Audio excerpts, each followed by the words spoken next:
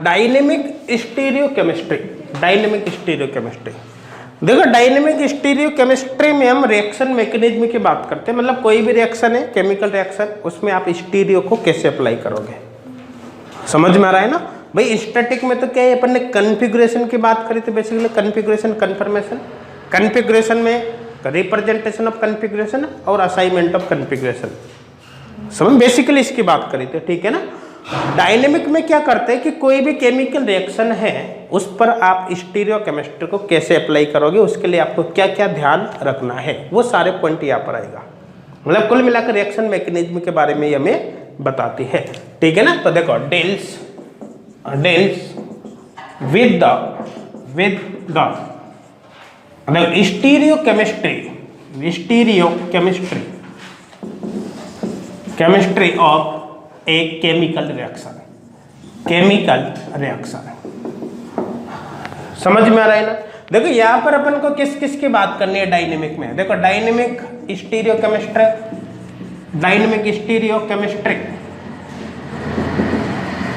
देखो बेसिकली यहां पर किस किस की बात करनी है। देखो यहां पर अपन को बात करनी है सब्स्टिट्यूशन रिएक्शन, देखो एडिशन रिएक्शन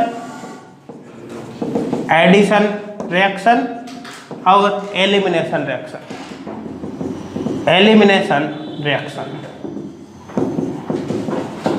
समझ में आ रहा है ना। देखो सब्स्टिट्यूशन रिएक्शन, इसमें बात करनी है जैसे SN1 SN2 SNI होता है ना। और देखो एक NGP यहाँ पर नहीं पढ़ेंगे अपन, NGP अपन कार्बोकैटायंस में पढ़ेंगे, ठीक है ना। NGP neighbouring group participation. देखो एडिशन रिएक्शन, यहाँ पर देखो addition on CC double bond, ठीक है ना। एडिशन रिएक्शंस इन एल्किन, ठीक है ना। और addition reactions in carbonyl compound,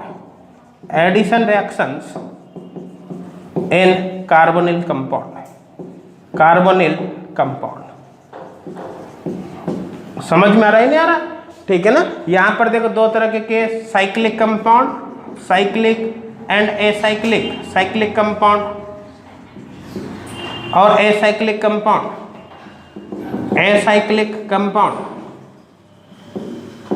ठीक है ना। देखो साइक्लिक कंपाउंड में अपन दो तरह के केस की बात करेंगे। देखो यहाँ पर एक्सो एंडो अटैक और एक्सियल इक्वेटोरियल अटैक। तो यहाँ पर देखो दो तरह की बात करेंगे। एक तो होता है एक्सो एंडो अटैक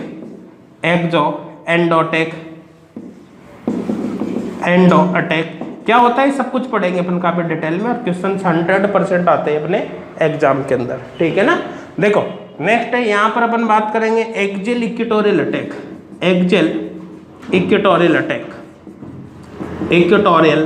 अटैक,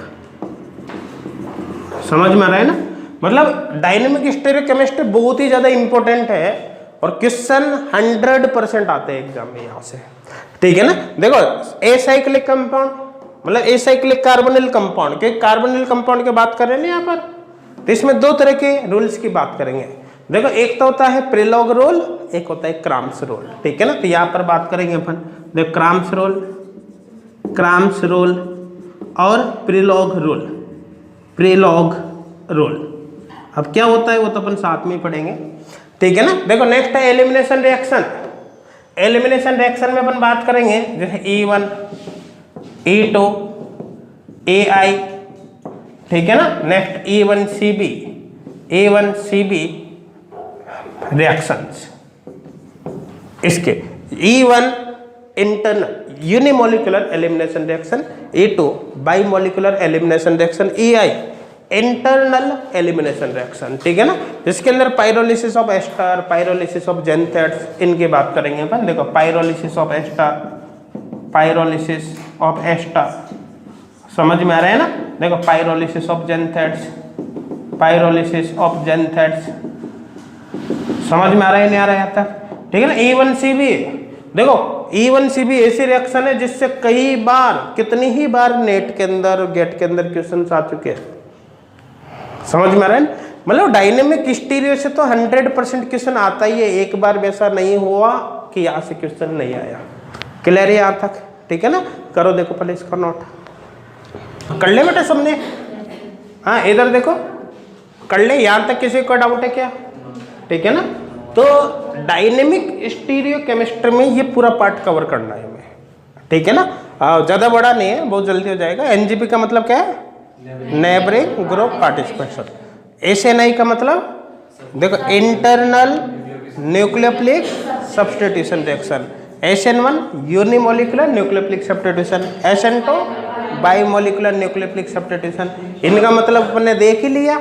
अच्छा E1CB unimolecular conjugate base elimination mechanism, ठीक है ना। क्लियर है यहाँ तक? चलो सबसे पहले बात करते हैं अपन किसकी? सब्स्टिट्यूशन रिएक्शन की। बातें मत कर भाई। देखो तो सबसे पहले बात करते हैं अपन सब्स्टिट्यूशन रिएक्शंस। देखो सब्स्टिट्यूशन रिएक्शंस, अब देखो सब्स्टिट्यूशन रिएक्शन में सबसे पहला केस ले लेते हैं SNI reaction. SNI reactions, SNI का मतलब है इंटरनल न्यूक्लियोफिलिक सब्स्टिट्यूशन रिएक्शन। देखो इंटरनल न्यूक्लियोफिलिक सब्स्टिट्यूशन रिएक्शन। समझ में आ रहा है ना? अब देखो ध्यान देना, एग्जाम्पल यहाँ पर देख सकते हैं। जैसे सपोज करो ये है ROH, ये R पर स्टार लगा रहा हूँ मैं, और यहाँ पर ले लिया जैसे SOCl2। देखो जब इसकी रिएक्शन आप SOCl2 से कराते हो तो यहाँ पर प्रोडक्ट बनेगा R star Cl plus SO2 plus HCl plus HCl, ये ठीक है ना। देखो समझने के लिए मैं भी फिलहाल इसको इस तरह से बता देता हूँ आपको। देखो जैसे R स्टार OH ऐसे लिख दो इसको। देखो इसको ऐसे लिख दो SOCl और Cl ऐसे लिख दो। देखो यहाँ से और यहाँ से, ठीक है ना। HCl, ठीक है, SO2 और RCl। देखो ये मैकेनिज्म नहीं है, तो केवल अपने याद रखने के हिसाब से किया है। देखो ध्यान देना, समझना। देखो R स्टार Cl, यहाँ पर क्या कि जो रिएक्शन होती है विद रिटेंशन इन कॉन्फ़िगरेशन होता है, मतलब कॉन्फ़िगरेशन चेंज नहीं होता। तो देखो विद रिटेंशन इन कॉन्फ़िगरेशन,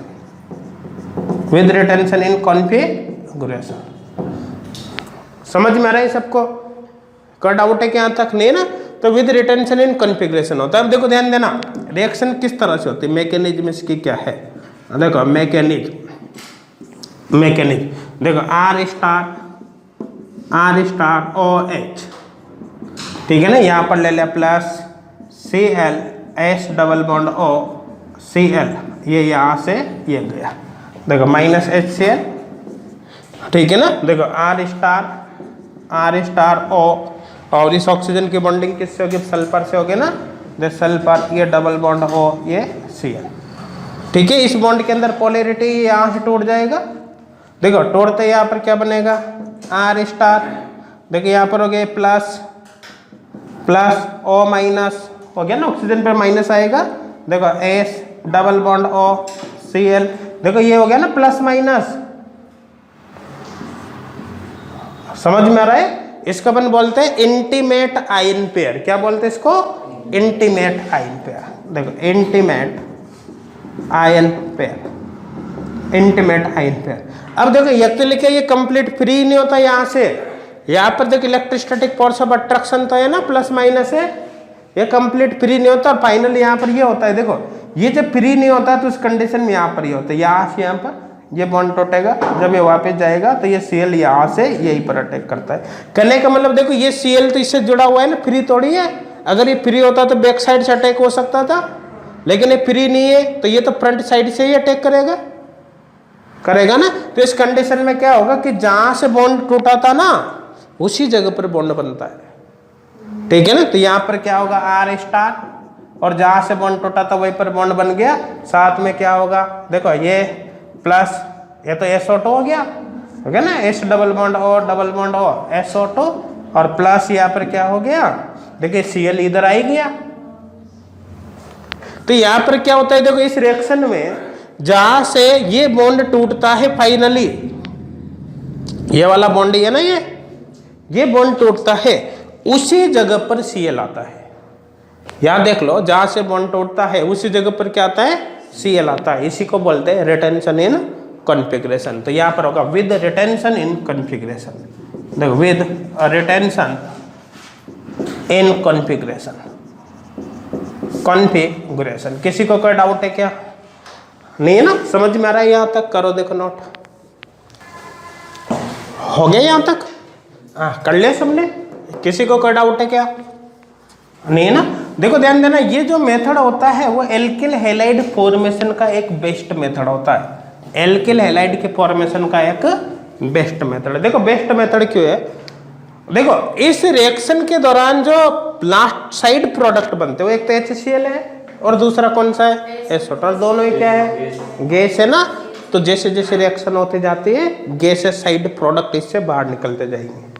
समझ में आ रहा है? क्योंकि एल्किल हैलाइड है तो लिक्विड है, साइड प्रोडक्ट जो बन रहे हैं HCl एसोटो गैस है, तो रिएक्शन मिक्सचर से डायरेक्ट ही रिमूव हो गए। तो कुल मिला के सेपरेशन की रिक्वायरमेंट यहाँ पर नहीं है, आपको डायरेक्ट ही प्योर प्रोडक्ट मिल जाएगा। ठीक है ना। इसलिए एल्किल हैलाइड के फॉर्मेशन का एक बेस्ट मेथड हो गया। क्योंकि अगर मान लो सेपरेशन, क्योंकि सेपरेशन में अपन को ये थोड़ी कि एक बीकर में थोड़ा सा सेपरेट करना हो, जब इंडस्ट्रियल स्केल पे इनके बनाओगे तो इनमें सेपरेशन में तो काफी ज्यादा कॉस्ट आती है। तो अगर वो सारी कॉस्ट ही बच गई तो एक बेस्ट मेथड ही होगा। समझ में? डायरेक्ट आपको प्योर प्रोडक्ट मिल रहा है। ठीक है ना। तो यहाँ पर लिखना, देखो it is a best method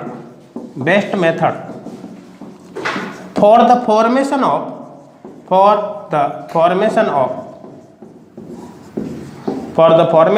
alkyl halide। समझ में आ रहा है ना। ब्रैकेट में लिख दो, बिकॉज साइड प्रोडक्ट,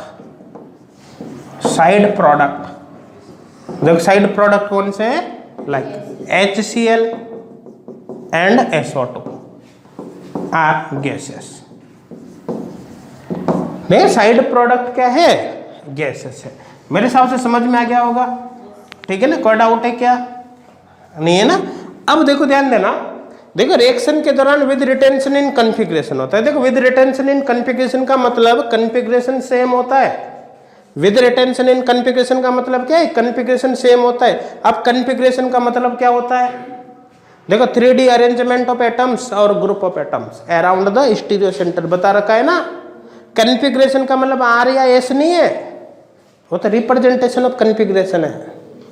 कॉन्फ़िगरेशन का मतलब R या S नहीं होता, वो एक्चुअली क्या है, जो कॉन्फ़िगरेशन उसको रिप्रेजेंट करना है, मतलब उसका असाइनमेंट है, रिप्रेजेंटेशन का असाइनमेंट ऑफ कॉन्फ़िगरेशन। कॉन्फ़िगरेशन का मतलब है 3D अरेंजमेंट सेम होगा तो रिटेंशन है, 3D अरेंजमेंट चेंज हो जाएगा तो इन्वर्जन है। समझ में आ रहा है? कॉन्फ़िगरेशन का मतलब R या S नहीं है। जैसे यूँ समझो आप, देखो यहाँ पर देखना आप, जैसे मैं एक मॉलिक्यूल बना रहा हूँ, जैसे ये हो गया, यहाँ पर अपन ने कर दिया, जैसे देखो C2H5 CH3 और यहाँ पर कर दिया जैसे OH और यहाँ पर कर दिया Cl, ये कर दिया Cl को ऐसा करता, चलो इसको यहाँ CH3 और यहाँ पर कर देते H। समझ में आ रहा है? अब देखो ध्यान देना, यूँ समझना इसको आप, जैसे इसमें भी OH यहाँ पर है, अब इस OH के स्थान पर हमने जोड़ दिया, जैसे समझना इसको, देखो समझने की कोशिश करना।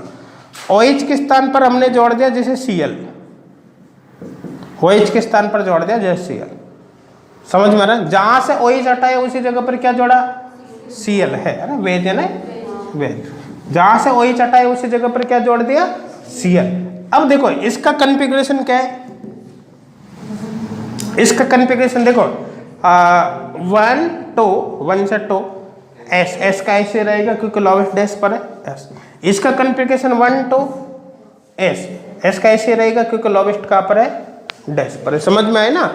अब देखो ध्यान देना, नेक्स्ट मॉलिक्यूल बना रहा हूं मैं, यहाँ पर हो गया C2H5 और CH3। देखो यहाँ पर डैश पर हाइड्रोजन और यहाँ पर मैं कर देता हूँ, मान लो यहाँ पर मैंने कर दिया ये OH ये हो गया, तो यहाँ पर फ्लोरीन कर दिया, फ्लोरीन को रहने दो, यहाँ पर कर दिया ड्यूटेरियम कर दिया। अपन को समझना है कुल मिलाकर अभी। अब देखो नंबर 1 किसको मिलेगा, नंबर 2 इसको, नंबर 3 किसको मिल रहा है, इसको। 1 से 2 चलो, 1 से 2 क्या हो रहा है अभी, एस हो रहा ही नहीं हो रहा। अब देखो नेक्स्ट केस अपन लेते हैं, जैसे यहाँ पर थोड़ा सा चेंज करता हूँ। देखो मैं इसमें ये लिख रखा है ना सबने,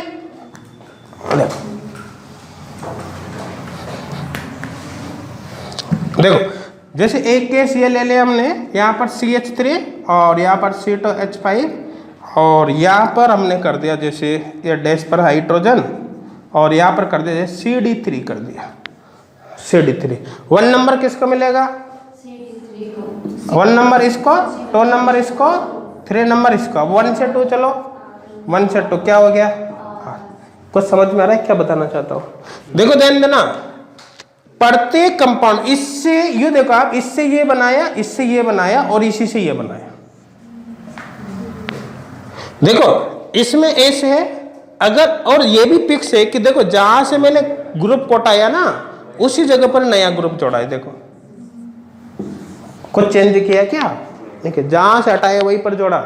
लेकिन जब मैंने इससे ये बनाया तो एस से एस बना, इससे ये बनाया तो एस से एस बना, इससे ये बनाया तो एस से आर बना। लेकिन क्या 3D अरेंजमेंट चेंज किया नहीं, क्या जो जहां से हटाया ना उसी जगह पर ग्रुप जोड़ा है, ये रिटेंशन। तो इस प्रोसेस के दौरान देखो ध्यान देना, एस से एस भी आ रहा है और एस से आर भी आ गया। इसका मतलब है कि बनने वाले कंपाउंड का कॉन्फ़िगरेशन आर होगा या एस होगा, वो तो डिपेंड करता है कि कौन सा ग्रुप जुड़ा है, उसकी प्रायोरिटी। क्योंकि ये तो प्रायोरिटी का खेल है भाई, प्रायोरिटी कम ज्यादा हो सकती है। तो मेरा कहने का मतलब सिर्फ इतना है कि आर से आर मिलता है या एस से एस मिलता है, इसका मतलब रिटेंशन नहीं है। रिटेंशन का मतलब है कॉन्फ़िगरेशन सेम होना, जो जहां से टूटेगा ना वही बनेगा, वहीं पर जुड़ेगा, ठीक है ना। आर से आर भी हो सकता है, एस से एस भी हो सकता है, आर से एस या एस से आर कुछ भी हो सकता है, क्योंकि ये तो प्रायोरिटी पर डिपेंड करता है। मेरे हिसाब से कोई डाउट नहीं होगा। तो रिटेंशन का मतलब है, रिटेंशन इन कॉन्फ़िगरेशन मतलब सेम कॉन्फ़िगरेशन, जो बॉन्ड जहां से टूटेगा उसी के स्थान पर ग्रुप आएगा। इन्वर्जन का मतलब है बॉन्ड जहां से टूटा उसके अपोजिट ग्रुप जुड़ेगा। इन्वर्जन रिटेंशन का मतलब ऐसा बिल्कुल भी नहीं कि रिटेंशन है तो आर से आर मिलेगा, एस से एस मिलेगा, ऐसा बिल्कुल भी नहीं है। समझ में आ रहा है ना। तो देखो रिटेंशन इन कॉन्फ़िगरेशन, देखो retention in configuration, retention in configuration, देखो इसमें क्या हो सकता है, कॉन्फ़िगरेशन सेम होगा, इसका मतलब क्या है, सेम कॉन्फ़िगरेशन, सेम कॉन्फ़िगरेशन। देखो आर से आर भी मिल सकता है भाई, एस से एस भी मिल सकता है, आर से एस भी मिल सकता है, एस से आर भी मिल सकता है, कुछ भी हो सकता है, उससे कोई फर्क नहीं पड़ता, कॉन्फ़िगरेशन सेम होना चाहिए। कोई डाउट है क्या, नहीं है ना। अब इसी तरह से देखो inversion in configuration, inversion in configuration, inversion in configuration, समझ में आ रहा है ना। देखिए इन्वर्जन इन कॉन्फ़िगरेशन का मतलब कॉन्फ़िगरेशन चेंज हो जाएगा, रिवर्स हो जाएगा। देखो यहाँ पर है रिवर्स कॉन्फ़िगरेशन, रिवर्स कॉन्फ़िगरेशन। देखो यहाँ पर इसका मतलब ऐसा बिल्कुल भी नहीं कि आर होगा तो एस मिलेगा या एस होगा तो आर मिलेगा, ठीक है ना।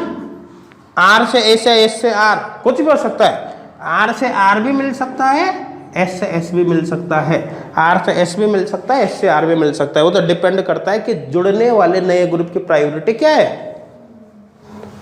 समझ में आ रहा है, कोई डाउट है क्या, नहीं है ना। तो इन्वर्जन का मतलब रिवर्स कॉन्फ़िगरेशन है, रिटेंशन का मतलब सेम कॉन्फ़िगरेशन है। आप आर एस देखकर डिसाइड मत करना कि कॉन्फ़िगरेशन रिटेंशन है या फिर इन्वर्जन है। किसी को कोई डाउट है क्या, नहीं है ना, करो देखो नोट हो गया बेटा, कर लिया सबने, कोई डाउट है क्या यहाँ तक, नहीं है ना। अब देखो यहाँ से जो प्रॉब्लम्स है वो किस तरह की बन सकती है, देखो समझना, यहाँ तक कोई डाउट तो नहीं ना किसी को, ठीक है ना। देखो इधर जैसे मान के चलो ये केस है, आप रिएक्शन करवा रहे हो यहाँ पर, जैसे ये, ठीक है ना। देखो CH3 यहाँ पर Cl H OH H, आपने रिएक्शन कराया SOCl2 से, SOCl2 से रिएक्शन कराओगे तो SNI मैकेनिज्म होगी, SNI मैकेनिज्म होगी तो आपको कुछ नहीं करना, जहां पर OH जुड़ा है उसको हटाना है और उसी जगह पर Cl जोड़ना है। समझ में आ रहा है नहीं आ रहा? आ रहा है ना? तो देखो CH3 H Cl with retention in configuration, जहां से हटाओगे वहीं पर जोड़ोगे, ठीक है ना? With retention in configuration. किसी को कोई डाउट है क्या?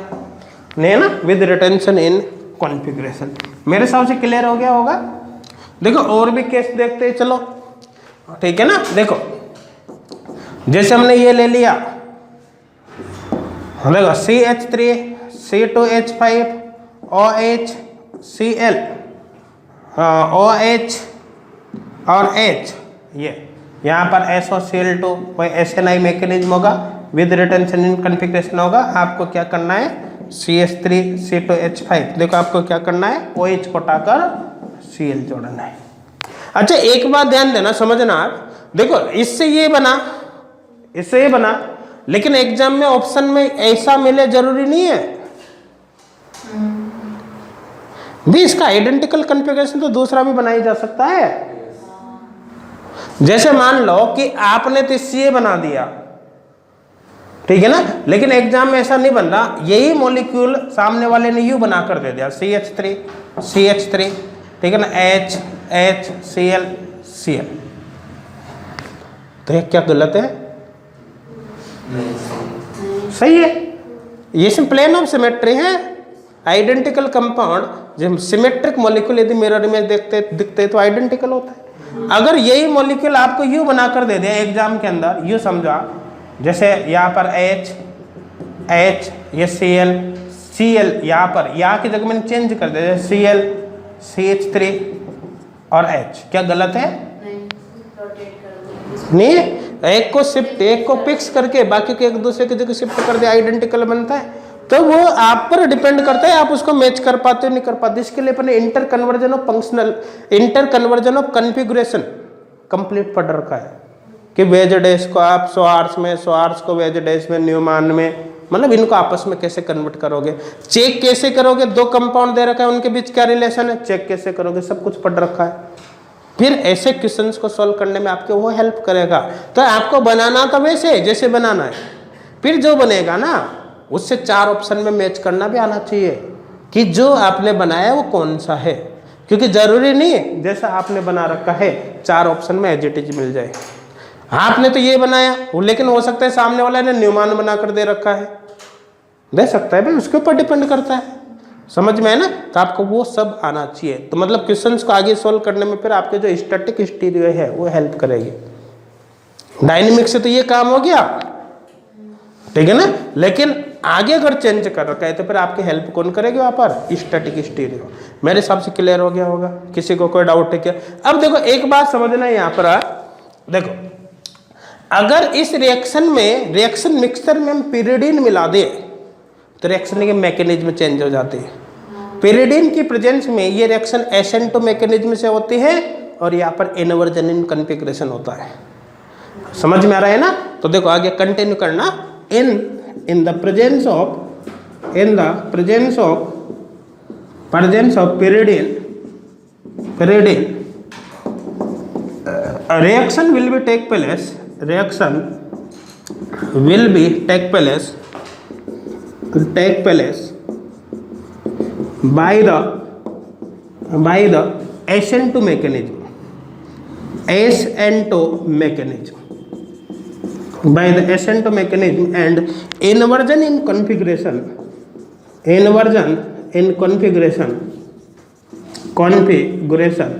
will be take place। समझ में आ रहा है नहीं आ रहा? तब पिरिडीन की प्रेजेंस में रिएक्शन एसेंटो मैकेनिज्म से होती है और रिएक्शन में क्या होता है? इनवर्जन इन कॉन्फ़िगरेशन होता है। इनवर्जन इन कॉन्फ़िगरेशन का मतलब मैं बता ही चुका हूं कि कॉन्फ़िगरेशन रिवर्स होगा। इसका मतलब R से S या S से R मिलना नहीं है, R से S, S से R, R से R, S से R कुछ भी हो सकता है, कॉन्फ़िगरेशन चेंज होगा। क्योंकि ये R S ये तो प्रायोरिटी पर डिपेंड करता है। आने वाले ग्रुप की प्रायोरिटी जो ग्रुप निकला है उससे कम या ज्यादा हो सकती है। समझ में आ रहा है नहीं आ रहा? अगर नया ग्रुप जुड़ रहा है और उसकी वजह से जो प्रायोरिटी का सीक्वेंस है वही चेंज हो गया तो कॉन्फ़िगरेशन चेंज हो सकता है। प्रायोरिटी का सीक्वेंस चेंज नहीं हुआ तो सेम भी रह सकता है। कुल मिलाकर ये सब प्रायोरिटी का खेल है। आप इनको देखकर डिसाइड नहीं करोगे कि इन्वर्जन इन कॉन्फ़िगरेशन या रिटेंशन इन कॉन्फ़िगरेशन है। क्लियर है? मेरे हिसाब से कोई डाउट नहीं होगा। तो देखो ध्यान देना, पिरिडिन की प्रेजेंस में ऐसा क्या होता है कि कॉन्फ़िगरेशन ही चेंज हो जाता है। तो देख पिरिडिन की प्रेजेंस में क्या होता है भाई, देखो पिरिडिन क्या है, एसिड है बेस है? पिरिडिन बेस है या नहीं है? अब देखो ध्यान देना, ये समझो पहले तो, जैसे ROH एल्कोहल हो गया, सबसे पहले आपने रिएक्शन करा SOCl2 से, तो Cl H double bond O Cl, देखो ये यहाँ पर हुआ, यहाँ पर क्या निकला HCl, क्या बन गया RO C double bond O हो गया ना, RO C double bond O S है ना, S double bond O Cl, ये HCl यहाँ पर निकल रहा है ना, एसिड है बेस है? एसिड। आपने रिएक्शन मिक्सचर में क्या मिला रखा है, पिरिडिन। पिरिडिन क्या है, बेस। तो एसिड हो गया और बेस हो गया, तो एसिड बेस रिएक्शन होगी नहीं होगी, हो गया ना। तो देखो यहाँ पर क्या होता है, ये पिरिडिन, ठीक है, ये पिरिडिन HCl ये बना, तो ये तो बेस हो गया, एसिड हो गया, तो एसिड बेस रिएक्शन हो गया ना। तो देखो यहाँ पर इस पिरिडिन का प्रोटोनेशन हो जाएगा, ये H, ये प्लस पिरिडीनियम सॉल्ट, ठीक है ना, साथ में पिरिडीनियम क्लोराइड, क्या हो जाएगा ये, पिरिडीनियम क्लोराइड, पिरिडीनियम क्लोराइड। किसी को कोई डाउट है क्या? नहीं है ना। तो कुल मिलाकर यहाँ पर क्या होगा, अगर पिरिडिन आप मिलाते हो तो इसका फॉर्मेशन हो गया। अब ये क्या करेगा भाई, चलो देखते हैं, इधर वाला लिख रखा है, सबने लिख रखा है ना, चलो देखते हैं पिरिडीनियम क्लोराइड क्या करता है। देखो ध्यान देना, देखो ये बन ही चुका है, ये बन गया ना, तो इसको मैं लिख रहा हूं। अब देखो यहाँ पर ये RO, देखो S double bond O Cl, इसको ऐसे लिख दो, ठीक है ना। ये स्टार लगा दे, स्टार का मतलब एक किरेल है भाई, किरेल होता है तभी मतलब होता है, नॉर्मल एक किरेल है तो फिर इस चीज की रिटेंशन इन्वर्जन का कोई मतलब ही नहीं होता। समझ में आ रहा है ना। तो देखो ध्यान देना, इसकी इस रिएक्शन की वजह से ये बन गया, ये NH प्लस, ये पिरिडीनियम क्लोराइड। अब Cl माइनस, ये तो Cl तो फ्री हो गया ना। तो ये क्या करेगा, इस बॉन्ड के टूटने का इंतजार भी नहीं होगा,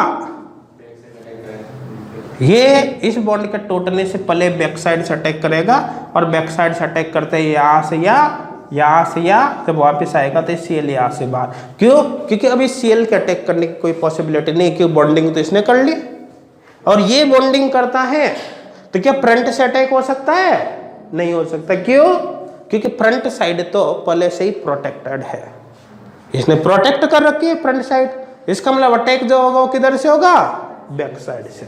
समझ में आ रहा है ना। तो जैसे यहाँ पर बैक साइड से अटैक होगा तो यहाँ पर Cl R स्टार, समझ में आ रहा है।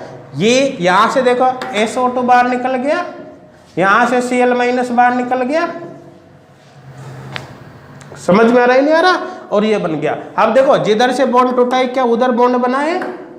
नहीं बना। किधर बना है? अपोजिट साइड में। तो इन्वर्जन हुआ नहीं हुआ, हो गया ना। तो यहाँ पर होगा इन्वर्जन इन कॉन्फ़िगरेशन। तो देखो with inversion in configuration, with inversion in configuration. कोई डाउट है क्या? नहीं है ना। तो कुल मिलाकर पिरिडिन की प्रेजेंस में जब ये बैक साइड से अटैक हो रहा है तो रिएक्शन SN2 है या नहीं है? तो ये SN2 मैकेनिज्म हो गई, बाइमोलिकुलर न्यूक्लियोफिलिक सब्स्टिट्यूशन। समझ में आ रहा है ना। ये रिएक्शन का RDS होता है एक्चुअली, और RDS में यहाँ पर Cl ने अटैक किया है तो RDS में ये और ये दोनों इन्वॉल्व हो गए ना, इसलिए सेकंड ऑर्डर हो जाती है।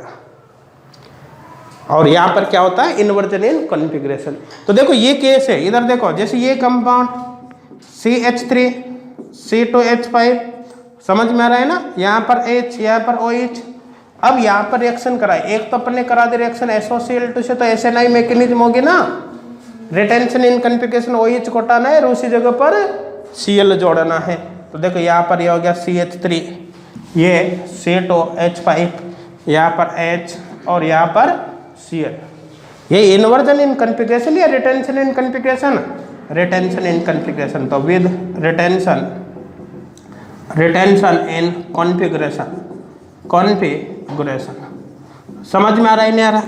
ठीक है ना। अब इसी रिएक्शन को हम क्या करें, SOCl2 से रिएक्शन कराए, लेकिन पिरियडिन मिक्स कर रखा है। तो पिरियडिन की प्रेजेंस में जब रिएक्शन होगी तो रिएक्शन के मैकेनिज्म एसेंट होगी, SNI नहीं होगी, एसेंट होगी। एसेंट मैकेनिज्म होगी तो इन्वर्जन इन कॉन्फ़िगरेशन होगा, जिधर OH है उसके अपोजिट साइड में Cl जुड़ेगा। तो यहाँ पर ये होगा, देखो CH3 C2H5, ठीक है ना, अपोजिट साइड में जोड़ो ClH, ठीक है ना। तो देखो ये हो गया इन्वर्जन इन कॉन्फ़िगरेशन। तो देखो विद इन्वर्जन इन कॉन्फ़िगरेशन समझ में आ रहा है नहीं आ रहा? आ रहा है ना। अच्छा अब देखो मैं आपको पहले ही क्लियर कर चुका हूं कि आप बनाओ अपने हिसाब से, लेकिन जो 4 ऑप्शन है वो आपने नहीं बनाए। एग्जाम में जो क्वेश्चन आते हैं उनके 4 ऑप्शन आपने थोड़ी बनाए, वो तो जिसने पेपर सेट किया उसने बनाए, और वो उसके हिसाब से बनाएगा उनको, भाई आपके अकॉर्डिंग थोड़ी बनाएगा भाई कि ये डायरेक्ट स्टूडेंट इसको देखकर तुरंत कर लेंगे, इस हिसाब से थोड़ी बनेंगे। तो वहां पर क्या उसके हिसाब से सेट करेगा वो क्वेश्चन को। तो करने का मतलब मेरा ये है कि जैसे मान लो यही क्वेश्चन आ जाता है, मान लो सपोज करो एग्जाम में ये क्वेश्चन आ गया, तो आपको ऑप्शन AGTGA मिले जरूरी नहीं है। वो इसका हो सकता है वेज डेस बना कर दे दे, हो सकता है इसमें वो चेंज कर दे। जैसे मान लो मैं इसमें E1 चेंज कर दो, ये मान लो Cl को मैं यहाँ शिफ्ट कर दो, CH3 को यहाँ और H को यहाँ शिफ्ट कर दो, क्या कॉन्फ़िगरेशन चेंज होगा? नहीं होगा।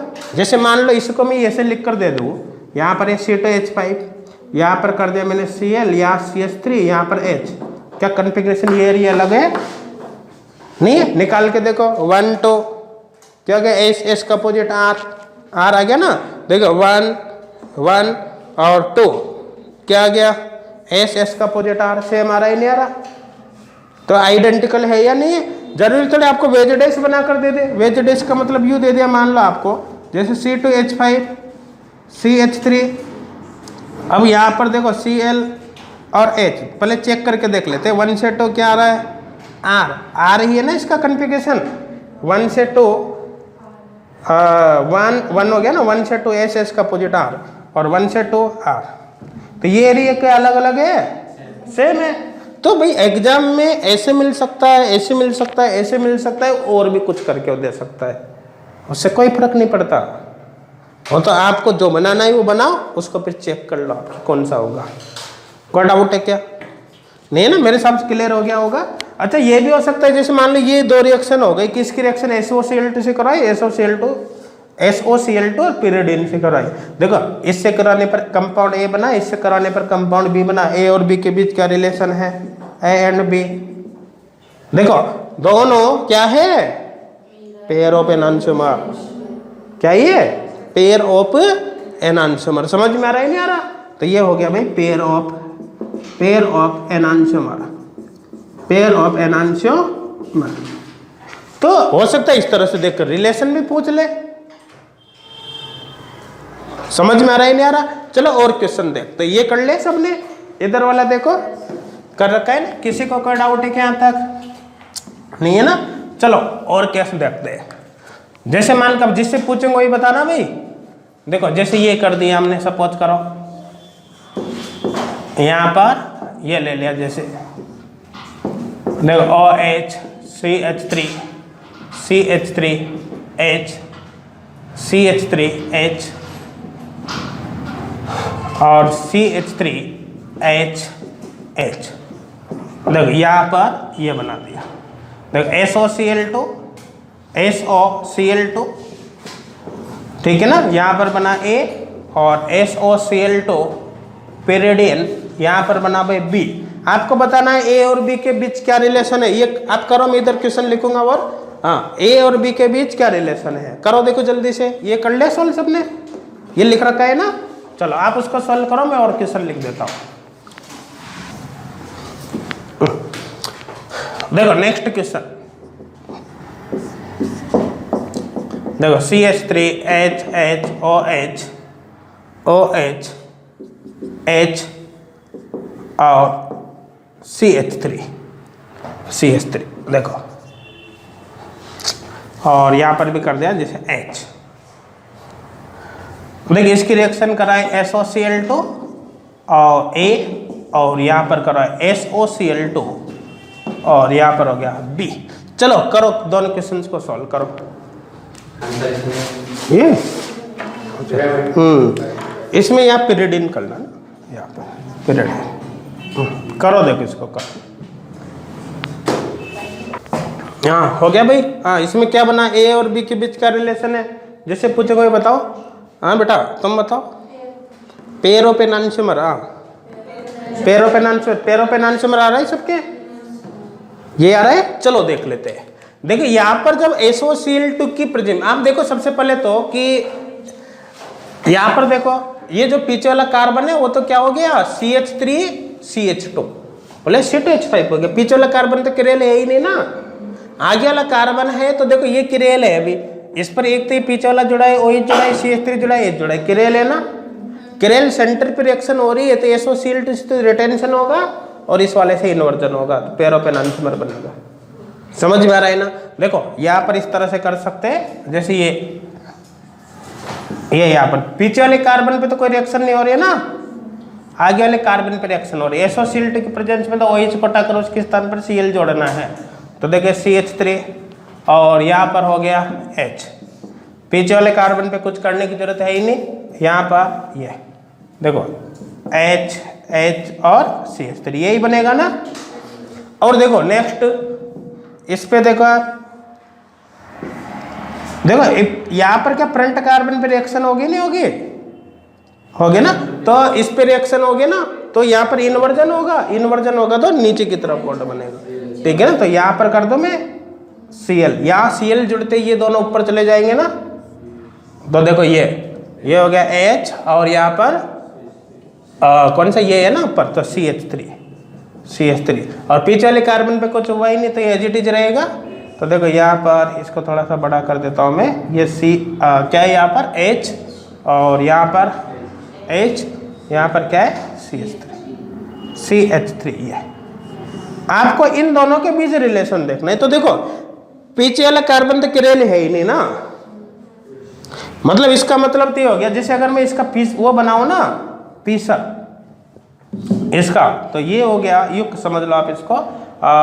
इस C2H5 पूरे को नीचे ले आओ आप एक साथ मिलाकर, हो गया ना पीछे CH3 और ये रिंग वाला कार्बन पे 2 हाइड्रोजन C2H5।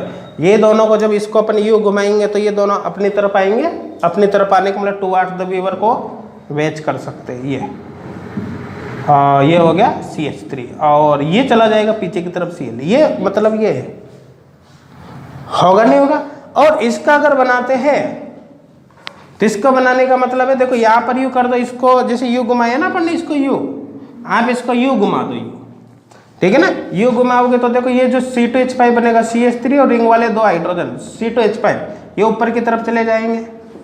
ये C2H5 उस कंडीशन में Cl बोर्ड के पीछे चला गया, Cl और ये दोनों इधर आ गया CH3 और H।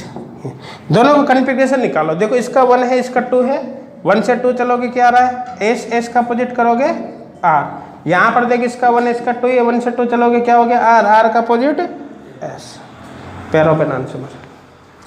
ये कुल मिलाकर वो तो देखो अपन ने सब देख रखा है कैसे करते, स्टैटिक में बहुत पढ़ी रखा है नहीं, तो वो कोई इश्यू नहीं है, वो सब आपको आता है अच्छी तरह से।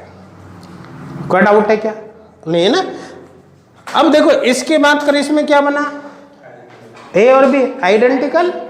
देखो यहाँ पर देखो जब इसकी प्रेजेंस में रिएक्शन कराते थे CH3, देखो H यहाँ पर OH कर दो, सॉरी यहाँ Cl कर दो, यहाँ पर H और H ये होगा, ठीक है ना।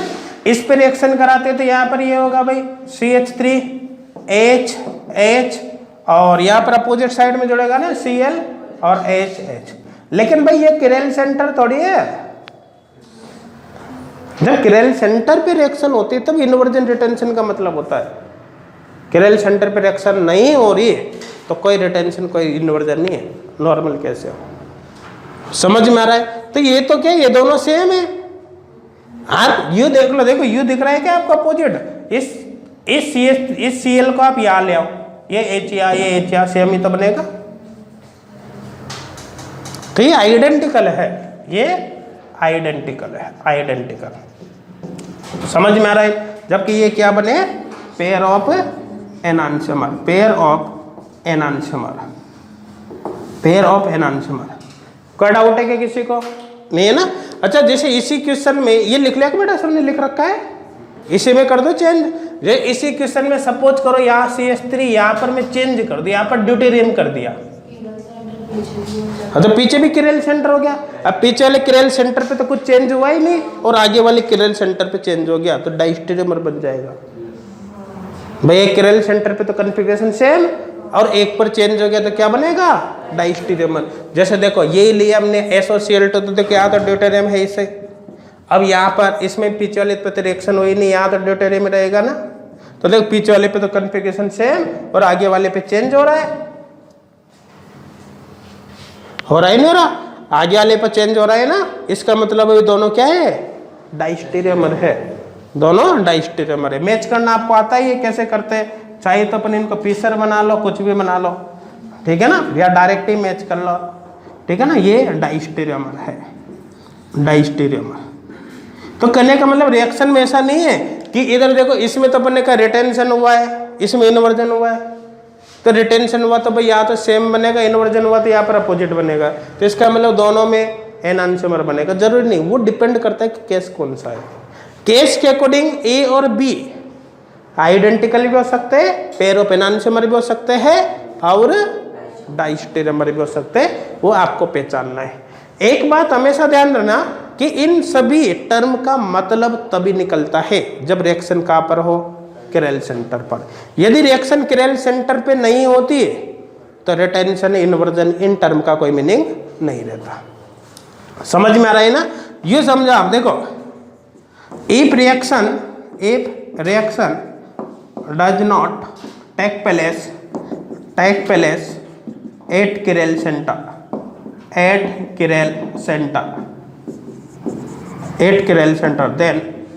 देन देखो नो रिटेंशन, देखो नो इन्वर्जन, क्योंकि जहां पर आप रिएक्शन करा रहे हो किरेल सेंटर नहीं है, कोई रिटेंशन कोई इन्वर्जन नहीं है। ये समझो इसको। देखो जैसे अपन ने एक केस ये लिया, इधर देखो, जैसे ये लिया केस CH3O- Na+, समझ, ये लिख रखा है कि बेटा सबने, इधर वाला लिख रखा है ना। चलो देखो इसको इस तरह से समझना। देखो जैसे ये केस है, यहाँ पर ले ला CH3 C2H5 और यहाँ पर H, यहाँ पर O- K+, यह हो गया, ठीक है ना। इसकी रिएक्शन करवाई, सपोज करो हमने CH3Cl से, इसकी रिएक्शन इससे कराई। देखो रिएक्शन यहाँ पर ये हुई, यहाँ पर बन गया KCl बाहर निकल गया और यहाँ पर प्रोडक्ट बना, देखो C3H, C2H5 और यहाँ पर देखो ऑक्सीजन की बॉन्डिंग इससे हुई ना O, और इसको ऐसा करता हूँ मैं, इसको भी चेंज कर देता हूँ थोड़ा सा, यहाँ पर कर देता हूँ CH3CH2Cl, एंड थोड़ा सा उससे क्या समझना आसान रहेगा, CH2Cl ये कर दिया जैसे, ठीक है ना, यहाँ से बाहर निकल गया, ठीक है। तो यहाँ पर क्या हो जाएगा, देखो CH2CH3 ये।